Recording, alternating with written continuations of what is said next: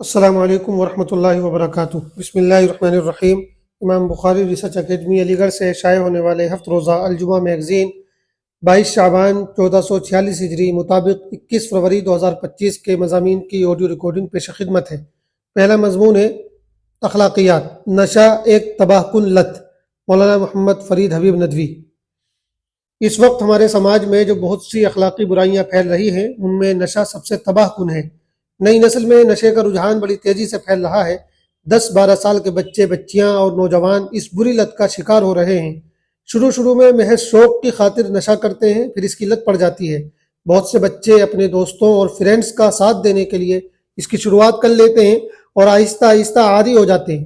بہت سے بچے بچیاں ذہنی دباؤ، ٹینشن اور ڈپریشن دور کرنے کے لیے اس کا استعمال شروع کرتے ہیں۔ بے روزگاری اور غربت کی وجہ سے بھی اس کی طرف نکل جاتے ہیں۔ بہت سے بچے بچیاں فلموں اور ڈراموں میں اس طرح کے کریکٹر دیکھ کر نشے کی طرف آتے ہیں۔ غرض یہ کہ مختلف اسباب کی وجہ سے نشہ کرنے کی شروعات ہوتی ہے اور پھر یہ چیز لت کی شکل اختیار کر لیتی ہے اور عادت بن جاتی ہے۔ وہ لوگ کتنے بڑے مجرم ہیں جو چند پیسے کمانے کے لیے نشہ آور چیزوں کی اسمگلنگ کرتے ہیں اور ہمارے سماج کو تباہی کی طرف لے جا رہے ہیں۔ کالجز اور یونیورسٹیز میں باقاعدہ نشہ مافیا نشہ آور چیزیں سپلائی کرتے ہیں اور طلبہ کی زندگیاں برباد کرنے کا سبب بنتے ہیں۔ حالانکہ ہمارے ملک میں اسمگلنگ جرم ہے، مگر پھر بھی بڑے پیمانے پر نشے کا کاروبار اور سپلائی موجود ہے۔ نشہ انتہائی تباہ کن چیز ہے۔ اس کے نقصانات بے شمار ہیں، جن میں سے کچھ یہ ہیں۔ نشہ انسان کی صحت کو برباد کر دیتا ہے۔ شراب اور نشہ آور چیزیں انسان کے دل، دماغ اور جگر سب پر برا اثر ڈالتی ہیں۔ نشہ انسان کے کیریئر کو تباہ کر دیتا ہے۔ نشے باز انسان نہ تعلیم حاصل کر پاتا ہے اور نہ زندگی کے دوسرے میدانوں میں آگے نکل پاتا ہے۔ وہ تعلیم، ملازمت اور کاروبار ہر میدان میں ناکام ثابت ہوتا ہے۔ وہ اپنے ہم عمروں سے زندگی کی بھاگ دوڑ میں پیچھے رہ جاتا ہے، اور جب اسے یہ بات سمجھ آتی ہے تب اس کے پاس تلافی کا کوئی موقع نہیں ہوتا۔ نشے باز انسان اپنی عزت اور وقار کھو بیٹھتا ہے۔ جس کے بارے میں لوگوں کو پتہ چل جاتا ہے کہ یہ نشہ کرتا ہے تو لوگ اسے حقیر اور گری ہوئی نظروں سے دیکھتے ہیں۔ لوگ اس کے ساتھ تعلقات ختم کر لیتے ہیں اور اس کے ساتھ کسی بھی طرح کے معاملات کرنا پسند نہیں کرتے۔ نشے باز انسان اپنی گھریلو ذمہ داریاں بھی ادا نہیں کر پاتا۔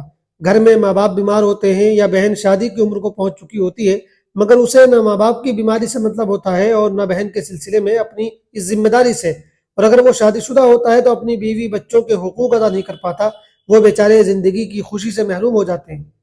نشہ انسان کے اندر بہت سی اخلاقی برائیاں پیدا کر دیتا ہے۔ ایسا شخص اپنی زبان پر کنٹرول کھو دیتا ہے، جس کی وجہ سے زبان سے اول فول بکتا ہے اور گالیاں دیتا ہے۔ اسے صفائی اور گندگی کا ہوش نہیں رہتا۔ بہت سے نشیڑی راستوں پر اور گندگی میں ادھر ادھر پڑے رہتے ہیں۔ نشے میں انسان اپنے حواس کھو بیٹھتا ہے۔ اسے بہن بیٹی اور چھوٹے بڑے کا لحاظ نہیں رہتا۔ بہت سے ایسے واقعات ہیں کہ نشے باز انسان نے اپنے گھر کی خواتین کے ساتھ نامناسب حرکتیں کی۔ اس کی وجہ سے لڑائی جھگڑے کھڑے ہوتے ہیں اور بات بہت آگے تک چلی جاتی ہے۔ نشہ کر کے گاڑی ڈرائیو کرنے کی وجہ سے بہت سے حادثات ہوتے ہیں اور ہزاروں لوگوں کی جانیں چلی جاتی ہیں۔ سب سے بڑھ کر یہ کہ ایسا شخص اپنے دین و ایمان کو تباہ کر لیتا ہے۔ وہ اللہ اور اس کے رسول کی نظر میں ناپسندیدہ قرار پاتا ہے۔ اس پر اللہ اور اس کے فرشتے لعنت بھیجتے ہیں۔ ان کے علاوہ اور بہت سے نقصانات ہیں۔ یہی وجہ ہے کہ اسلام نے نشے کو حرام قرار دیا ہے۔ قرآن و حدیث میں درجنوں جگہ نشے کی برائیاں ذکر کی گئی ہیں۔ اس وقت نئی نسل میں نشے کی عادت بہت تیزی کے ساتھ پھیل رہی ہے اور ڈرگ مافیا بچوں کی زندگی برباد کر رہے ہیں۔ نشے کی چھوٹی چھوٹی اور نئی نئی چیزیں تیار کی جا رہی ہیں۔ ایسی دوائیں تیار کی گئی ہیں جو میڈیکل اسٹورز پر عام دستیاب ہیں اور لوگ ان سے نشہ کر رہے ہیں۔ اور بھی مختلف چیزیں ہیں۔ ضرورت ہے کہ لوگوں کو اس سلسلے میں بیدار کیا جائے اور اپنے سماج کو اس بری لت سے پاک کرنے کی کوشش کی جائے۔ یہ ہماری دینی، اخلاقی، ملکی اور سماجی ذمہ داری ہے۔ دوسرا مضمون ہے درس حدیث، مولانا ابو طلحہ بنارسی ندوی۔ تمہارے جسم کا بھی تم پر حق ہے۔ حضرت عبداللہ بن عمرو بن عاص رضی اللہ تعالیٰ عنہما سے روایت ہے کہ اللہ کے رسول صلی اللہ علیہ وسلم نے ارشاد فرمایا، اے عبداللہ، تمہارے جسم کا بھی تم پر حق ہے۔ بخاری حدیث نمبر 5199۔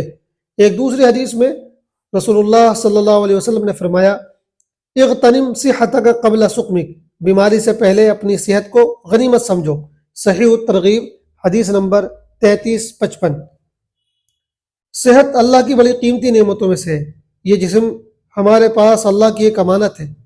ہمیں اس کو برباد کرنے یا خراب کرنے کا کوئی اختیار نہیں ہے، لیکن اکثر ہوتا یہ ہے کہ جب تک ہم صحت مند ہوتے ہیں ہمیں اس کی قدر نہیں ہوتی، اور جب یہی صحت ہمارا ساتھ چھوڑ دیتی ہے تب ہمیں احساس ہوتا ہے کہ یہ ہماری دیگر تمام نعمتوں سے کہیں زیادہ قیمتی تھی۔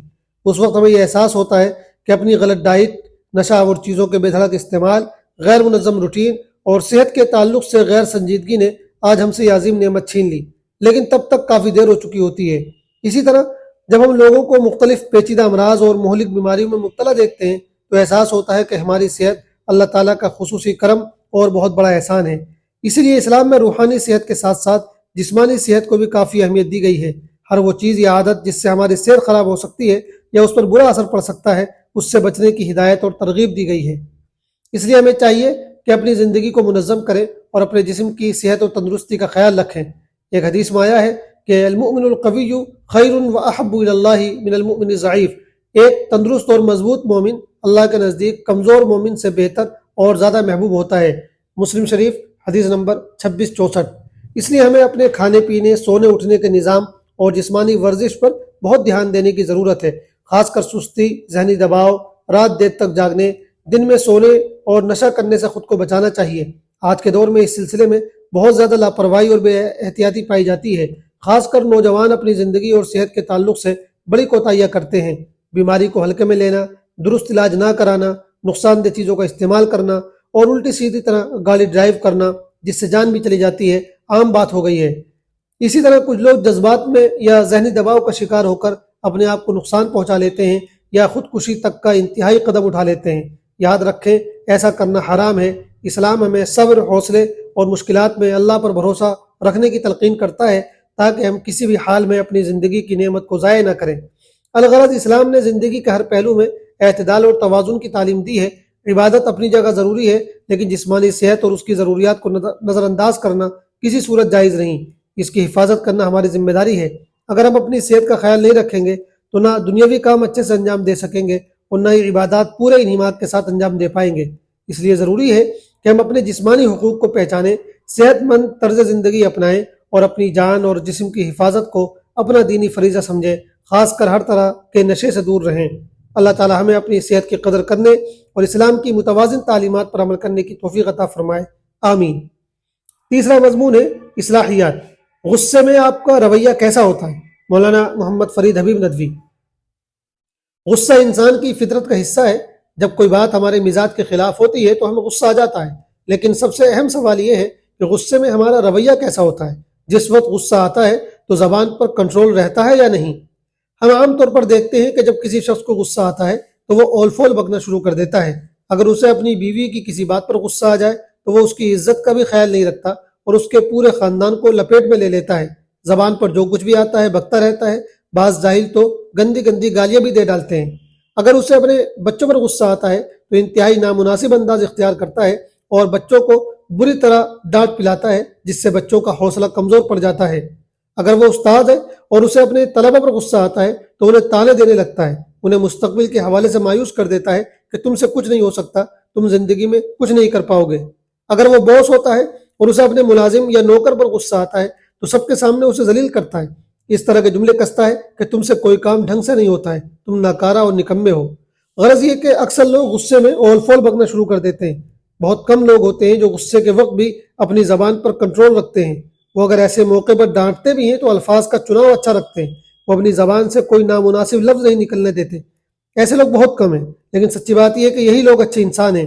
کسی نے صحیح کہا ہے کہ انسان کی پہچان غصے کے وقت ہوتی ہے۔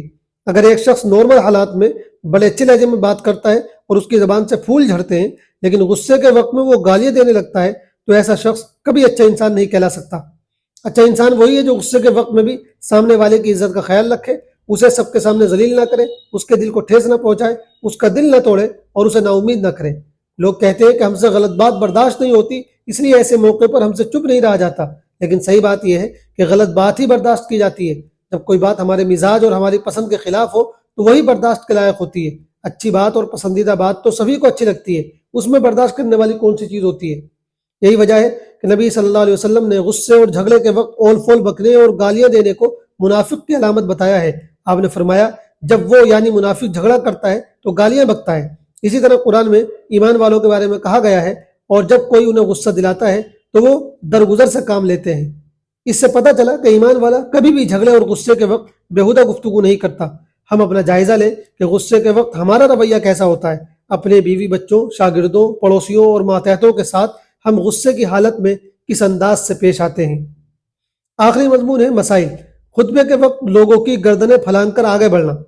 جو شخص خطبہ شروع ہونے کے بعد مسجد میں پہنچے تو اسے پیچھے جہاں جگہ ملے وہیں بیٹھ جانا چاہیے۔ لوگوں کی گردنیں پھلانگ کر اگلی صف میں جانے کی کوشش کرنا شرعاً ناجائز ہے۔ اللہ کے رسول صلی اللہ علیہ وسلم نے اس عمل پر سخت وعید ارشاد فرمائی ہے۔ آپ کا ارشاد ہے کہ جو شخص جمعے کے دن لوگوں کی گردنیں پھلانگے گا اسے جہنم کا پل بنایا جائے گا۔ ترمذی شریف، حدیث نمبر جلد نمبر 1 صفحہ نمبر 114، کتاب المسائل جلد نمبر 1 صفحہ نمبر 463۔ والسلام علیکم ورحمۃ اللہ وبرکاتہ۔